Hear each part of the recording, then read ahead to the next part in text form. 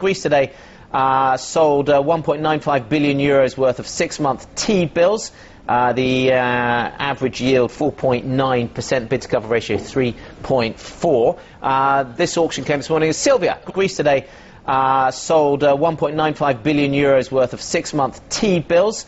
The average yield 4.9%, bid to cover ratio 3.4. This auction came this morning as Sylvia caught up exclusively with the Greek finance minister, George Papakonstaminu, and she asked him if he's worried that Greece might now be tarnished by the rest of the Eurozone as opposed to what's happened previously. We are talking about more than Greece at the moment. It is true that we have all realized that this is a systemic issue for Europe. And we are seeing, for example, that some of the continuing problems that we have with credit rating agencies stems from broader European issues, not from Greek issues. We continue to have, of course, to convince the market about the sustainability of our debt situation over the medium term. In that sense, the stretching of repayment terms for the 110 billion from the EU and the IMF, which will be decided soon based on the preliminary direction given by Eurogroup a month ago, will be very beneficial. However, our spreads remain at the level where they are because of the broader turbulence in European markets.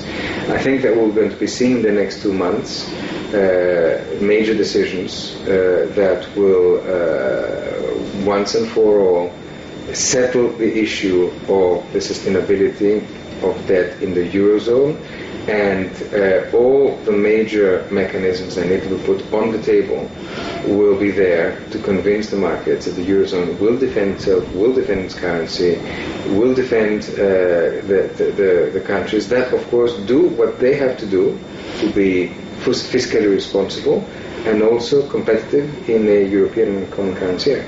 Now, the Germans have been pushing very hard, particularly for a sort of shouldering of burdens, I dare say, that they said at the end of the day it can't be always the European taxpayer that pays for everything, for every rescue, and the bondholders, the investors don't. Is that indeed where we're going to be heading with some kind of permanent mechanism that these kind of burdens will have to be shouldered, which means also some kind of haircut, some kind of contribution from bondholders?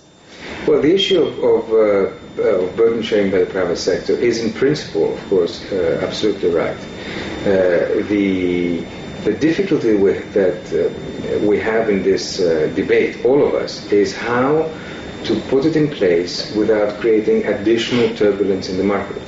To give you an example, there are alternative ways for burden sharing, for example, through a transaction tax or some kind of a levy on banks, which ex ante puts that burden sharing.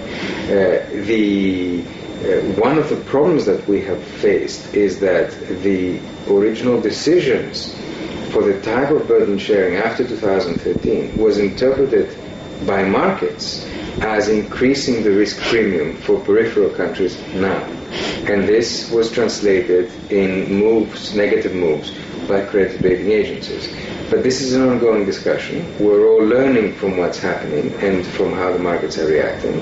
And I'm sure we will conclude with a kind of mechanism that will both reassure the markets and satisfy the principle of burden sharing, which is correct, because taxpayers cannot continue to foot the bill. And bondholders also need to be responsible for their actions.